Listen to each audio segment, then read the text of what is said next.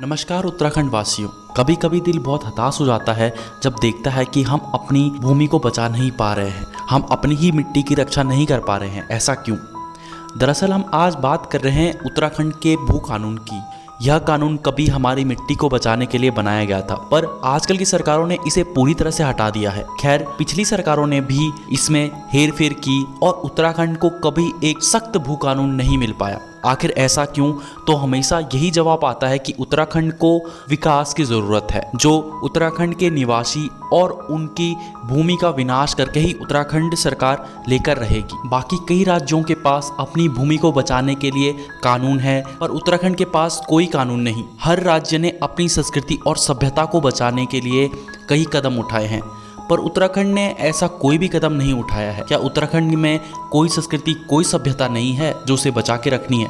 इन पहाड़ों, नदियों, झीलों और घाटियों में विकास के नाम पे किसी को भी कुछ भी करने की आज़ादी दे देनी चाहिए? जरा सोचिए, युवा भर्ती घोटालों में ही फंसा रह जाएगा और बाहरी लोग उत्तराखंड की मिट्टी पे कब्जा कर लेंगे। साथ ही हम बात करेंगे एक और मुद्दे पे जो भू कानून से जुड़ा हुआ है, वो है मूल निवास। बहुत टाइम सुनने में आता है कि कई बाहरी लोग जिनकी वेशभूषा उत्तराखंड से नहीं मिलती है, वो भी उत्तराखंड के मूल निवास लेकर घूम रहे हैं। वो बड़े ही ताव से खुद को उत्तराखंड का नागरिक बता रहे हैं, जिनको आए कुछ ही महीने या साल भर हुआ होगा। आखिर किसे उत्तराखंड का मूल निवासी कहलाने का अधिकार है, वो भी संचित करके नहीं रखा गया है। ऐसे में तो उत्तराखंड के ये शांत पहाड़ जल्द ही डर और खौफ से भर जाएंगे। बाहरी लुटेरे यहाँ आकर हमारे जंगल और खेतों को लूट लेंगे।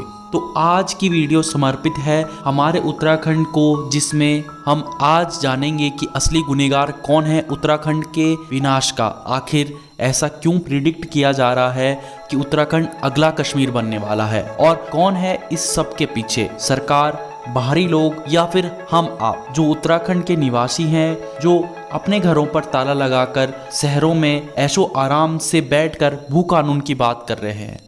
सबसे पहले जानते हैं कि आखिर भू कानून क्या है। भू कानून यानी लैंड एक्विजिशन एक्ट, एक ऐसा एक्ट जो अलग अलग राज्यों द्वारा बनाया जाता है अपनी संस्कृति और सभ्यता को बचाने के लिए। दरअसल इसमें स्टेट गवर्नमेंट ऐसे कानून लाती है जो राज्यों में जमीन की खरीद और बेच पर रोक लगाती है। वैसे आमतौर पे इन मुद्दों को राजनीति से ऊपर रखा जाता है, लेकिन उत्तराखंड का दुर्भाग्य है कि ऐसे मुद्दों पे राजनीति चल रही है। अब जानते हैं उत्तराखंड भू कानून को। तो उत्तराखंड के लोग किसी नए कानून की मांग नहीं कर रहे, बल्कि सरकार से पुराने कानून वापस मांग रहे हैं। उत्तराखंड में भू कानून की मांग आज से नहीं बल्कि तब से है जब उत्तराखंड उत्तर प्रदेश का हिस्सा हुआ करता था। उत्तराखंड के क्रांतिकारी केवल एक अलग राज्य ही नहीं बल्कि एक ऐसा कानून मांग रहे थे जो उनकी भूमि को बचाने के साथ साथ संस्कृति, भाषा और रीति रिवाजों को भी बचाने में मदद करे। बाकी राज्यों में उनकी भूमि को अनुच्छेद 371 बचाता है, तो वही अनुच्छेद 371 उत्तराखंड की भी मांग थी। बाद में जब उत्तराखंड बना तो पहला निर्वाचित सरकार बनी और ND तिवारी जी मुख्यमंत्री बने, और उन्होंने कुछ भू कानून बनाए जिसमें कोई बाहरी आदमी 500 वर्ग मीटर से ज्यादा जमीन यहाँ नहीं खरीद सकता था। बाद में 2008 में खंडूरी सरकार ने इसे और मजबूत बनाया और अब बाहरी आदमी केवल 250 वर्ग मीटर जमीन खरीद सकता था। लेकिन इस कानून को केवल नाम का बनाया गया था। इसमें बाहरी लोगों के लिए जमीन खरीदने का रास्ता हमेशा खुला था, जिसके सहारे कई नॉन उत्तराखंडी जमीन की खरीदारी कर पा रहे थे और सरकार की नजर में भी नहीं आ रहे थे। तो लूप होल था कि कानून की दफा 2, इसके हिसाब से ये कानून कोई नगर पंचायत, नगर निगम और नगर पालिका पे लागू नहीं होगा। यानी अगर कोई क्षेत्र नगर पालिका या नगर निगम या नगर पंचायत में आता है तो वहाँ पे जमीन की खरीदारी पे कोई रोक नहीं होगी।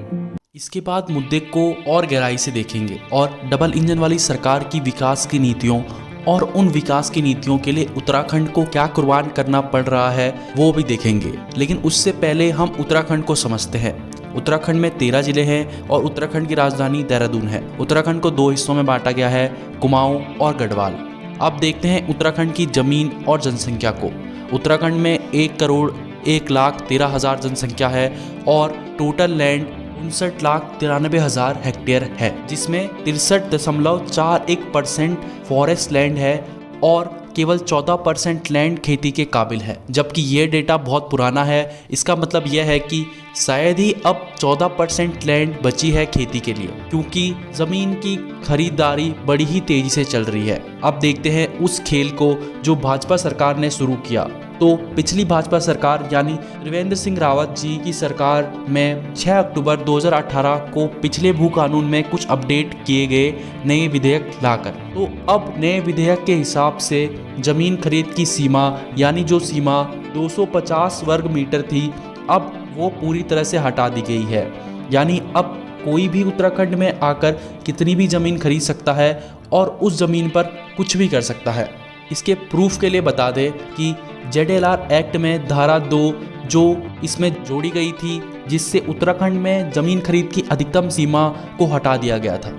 अब भाजपा सरकार तो ये बदलाव कर ही रही थी, पर अभी तक ये कानून केवल पर्वतीय क्षेत्र के लिए था। लेकिन अब कांग्रेस नेता स्वर्गीय इंदिरा हिंद्रेश ने सदन में मुद्दा उठाया कि ये कानून केवल पर्वतीय क्षेत्र में नहीं बल्कि मैदानी क्षेत्र में भी आना चाहिए, और इस विचार का भाजपा ने दोनों हाथों से स्वागत किया, जिसके बाद ये कानून अब मैदानी क्षेत्र पे भी लागू कर दिया गया। इस तरह भाजपा और कांग्रेस दोनों सरकारों ने मिलकर अपने चूहे बिल्ली के खेल में हमारी मिट्टी को बेचने के सारे रास्ते खोल दिए। अब इतना सब तो चल ही रहा था कि अब पुष्कर सिंह धामी जी की सरकार में एक और बदलाव किया गया, जिसमें अगर कोई व्यक्ति जिस मकसद से जमीन खरीदता है और 2 साल तक उस मकसद से उस जमीन का इस्तेमाल नहीं करता, सरकार के पास अधिकार था कि वह उस जमीन को वापस ले सकती थी। पर अब इस नए विधेयक से ये अधिकार भी अब सरकार के पास नहीं रहा। तो इस बदलाव से धामी जी ने भी अपनी ओर से उत्तराखंड की जमीन को बेचने के रास्ते खोल दिए हैं। धामी सरकार ने वोट बटोरने के लिए एक वादा किया था, जिसमें उन्होंने एक कमेटी बनाई जिनका काम था उत्तराखंड के लिए भू कानून बनाना। कमेटी ने अपनी रिपोर्ट 5 सितंबर 2022 को दे दी थी, लेकिन आज 1 साल हो गया है। सरकार ने अभी तक उस रिपोर्ट को ना ही जनता के सामने रखा है और ना ही उस रिपोर्ट के अनुसार कोई कदम बढ़ाया है। धामी जी का कहना है कि उनकी टीम ने जो रिपोर्ट बनाई है, अब उनके ही लोग उसकी जाँच कर रहे हैं। वैसे देखा जाए तो इस सबके पीछे एक छिपा हुआ गुनहगार है, जिसकी वजह से ये जमीन की धंधेबाजी हो रही है। वो है हम। आप सब में से कितने लोग गांव से जुड़े हैं? शायद कुछ ही होंगे, और जो जुड़े भी हैं उनकी जड़ें कमजोर होती जा रही हैं और वो लोग भी पहाड़ से दूर होते जा रहे हैं। ऐसे में पहाड़ की भूमि पे कोई बाहरी ही आएगा जो पहाड़ों को पिकनिक स्पॉट समझेगा, क्योंकि उसका खून पसीने नहीं निकला है उत्तराखंड को बनाने में। उत्तराखंड के युवा केवल सरकारी नौकरियों के पीछे भाग रहे हैं। उसके बाद हमारी सरकार जो भर्ती घोटाला करने में प्रथम नंबर पर आती है, उससे मात खा रहे हैं। उत्तराखंड के हर दूसरे घर में एक ना एक फौजी ज़रूर मिलेगा या फिर फौज की तैयारी करता ज़रूर मिलेगा, क्योंकि सबको एक सिक्योर जॉब चाहिए। आखिर उत्तराखंड के युवा बिजनेस करने की क्यों नहीं सोचते हैं? इसका एक जवाब यह भी है कि उत्तराखंड के युवा के पास इतने पैसे नहीं हैं कि वो बड़ा बिजनेस लगा सके। वो सरकार की तरफ देखता है और फिर वही सब कहानी शुरू। उसे कोई सहायता नहीं मिलती है। युवा को भी केवल सरकारी नौकरियों के पीछे नहीं भागना चाहिए और अपने राज्य के हित के लिए उद्योगों का सहारा लेना चाहिए। साथ ही यह मामला भी गंभीर है, इसे सरकार ऐसे सालों तक लटका के नहीं रख सकती है। सरकार आज साफ तौर पर उन वीरों का अपमान कर रही है जिन्होंने उत्तराखंड को राज्य बनाया और एक अलग पहचान दी। भू कानून उत्तराखंड के कोने कोने तक पहुंचाना होगा, क्योंकि अभी तक गाँवों में बहुत से लोग ऐसे हैं जो भू कानून क्या है और उसके क्या फ़ायदे हैं ये नहीं जानते हैं। वे लोग हमेशा से ही सरकार पर भरोसा करते आए हैं और मानते हैं कि सरकार उनके लिए कुछ बेहतर ही करेगी। हम भी सरकार से यही उम्मीद करते हैं और भू कानून को सख्ती से लागू करने की मांग करते हैं। हमें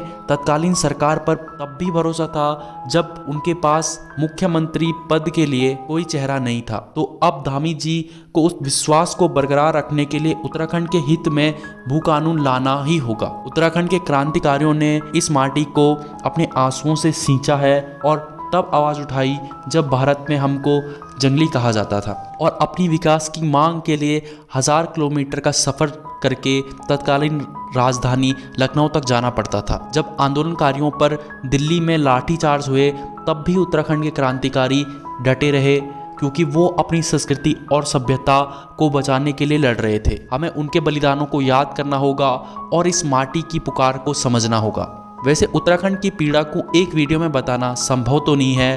पार्ट 2 के लिए हम आपसे समर्थन मांगते हैं। इस वीडियो को शेयर करें ताकि ज़्यादा से ज़्यादा लोग अवेयर हों और सरकार जनता की मांग को समझ सके। जय हिंद, जय भारत।